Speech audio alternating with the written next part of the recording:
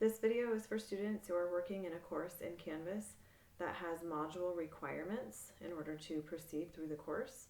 So this is going to show you just several different examples of things that you might see and come across in a Canvas course that uses modules and has specifications as far as how you move through them.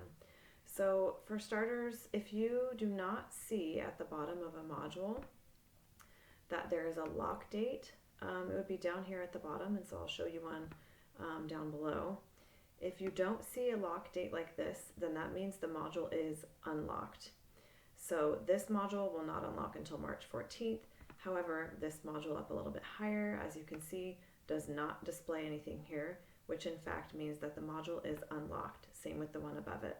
Since we don't see anything there, we can assume that the module is unlocked. Now, if your instructor uses requirements such as having you finish a quiz before you're able to move on to the next module, you may see something like this red circle here with a line through it that shows that you have not completed that item and it's overdue. And so if there are specifications for how to move on to the next module, prerequisites for example, you must complete this in order to unlock this module. You're going to need to make sure that these circles here on the right hand side of your page and your toolbar always show green check marks. If you see anything there except for a green check mark, or you see it empty, just a green circle, which I'll show you in a second, that means that you have not completed that item and you need to do it in order to move through. So for a module that has prerequisites, for example, this module has several items and there are different things that you may have to do for each item depending. And the way that you know which things are requirements for the module, again, is to look over here on the right hand side in this column, and it shows you these empty circles. These empty circles mean that you have not done those items and you have to do something with all of these items that have a circle on the toolbar in order to move through. So if you move back over to the left hand side, it actually tells you here below the name of the item on your task list what it is that you have to do. So in this case, you have to view this item. So if I am to click on this item and view it, just look at it here in Canvas and then go back to my modules, I should in fact see that green check mark populate because I've now done that. Okay. So if I am to refresh my course, in this case it's not showing up yet, probably because I just did it. There you go. You can see that I do now have a green check mark. Okay. Sometimes it looks different than this. You might have the green check mark inside the circle, and that's fine. It just depends on whether you're using the app or the computer. So as we move down, once again, this item has to be viewed as well. It's not done because I don't have the green check mark. This item has to be submitted. This is a quiz. So in order to receive the check mark and have this item marked as complete in order to move through, I have to take this quiz and submit, to submit the quiz. Okay, I can't just start it, I have to actually submit it. Down here, a little bit further, we have another example, and this is contribute. So I have to click on this discussion board and actually put something in. If it said view, I would simply have to open the discussion board and look at it. But since it says contribute, I actually have to click reply and contribute something to that discussion board in order to get that green check mark and move through this module. Here is a different type. This one says mark done. So this is an assignment where maybe you've already submitted the assignment, for example, and it's still not showing you that you have that check mark, but you've done the assignment, you can't figure out why. It's this little box here at the top right hand corner that says mark as done. And so occasionally you'll have an item where your instructor might want you to intentionally actually go and acknowledge, yes, I've done this, yes, I see this page, yes, I acknowledge it basically. And so mark as done is another type. So again, you're not going to get that green check mark until you get this box here that says done. Now, not all of them are like that. Some of them are just assignments, as we saw before.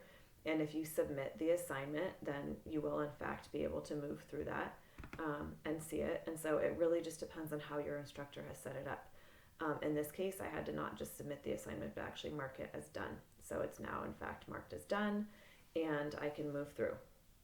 Okay, so another thing to look for at the top of your module, here you can see that this is a red circle with a line in it, meaning no, you may not pass, you're not done, you can't get through this module. There is something in this module that you have not completed. And this module, Module 1, is a prerequisite for Module 2, meaning you cannot start Module 2 until you've completed Module 1. So when March 14th comes, and this goes away at the bottom, this module will show without any lock date, and it will in fact show you that it's unlocked. It will show the little unlock sign, and you still will not be able to get to anything in that module unless you come back to this module and complete everything that needs to be completed and see this as well turn into a green check mark showing that you've completed the entire module. Okay, so this is very important. Once you get used to it, you get familiar with what to look for and how to figure this out. But you must move through certain things in order to get to modules if your instructor has set up the course this way. Okay, so you are the only person that can see this. This is specific to you. If I leave the student view, I can show you how it's different for an instructor. The instructor, in fact, simply sees the modules and all of the items with the green check mark showing that they're published.